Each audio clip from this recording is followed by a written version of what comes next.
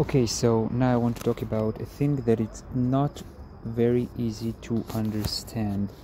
I want to talk about isomorphism. You can see here quite an image that try to describe what happens in isomorphism. You see that isomorphism is a type of a map that takes me for example, one set to the other, one space to the other.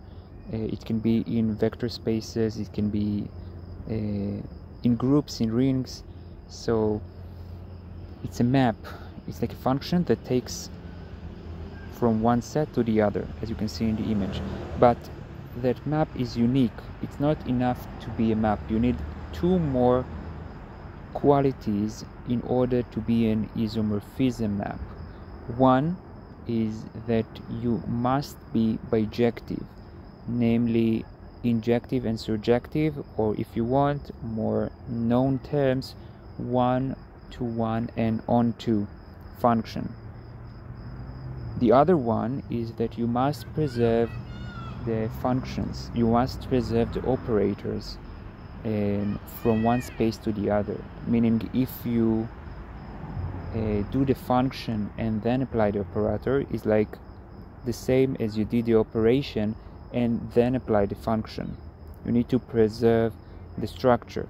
So those two qualities must hold in order for a map in linear algebra, in rings, in groups, in order for a map to be or function, if you want, to be an isomorphism. You can see here in this image, it's not very accurate, but you can see this inverse that needs to be in order for it to be isomorphism. For example, if you think about linear algebra, if you think about a square matrix or linear transformation, if it is presented, if it's a linear transformation, it's homomorphism, namely it preserves structures, but it's not enough to be a homomorphism. You also need to be a bijective. So for a square matrix that represent a linear transformation, you also want it to be invertible in order for it to be an isomorphism. Okay, so this is the idea. Let's show you something that maybe will explain it a little bit more. So let's look on isomorphism right over here.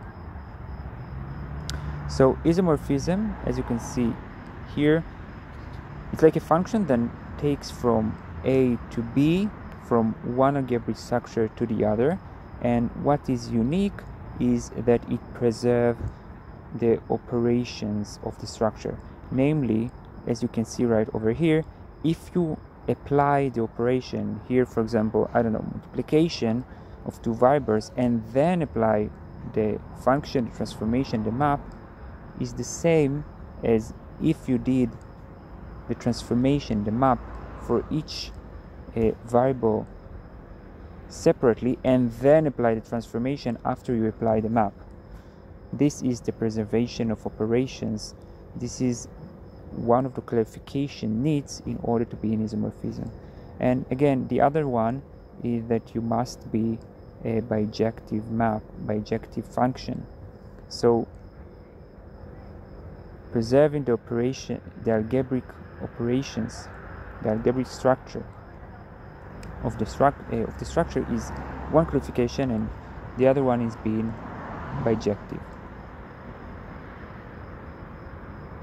Okay, so preservation of operations and bijective. This is an isomorphism. Thank you very much, and I think that that's it for now.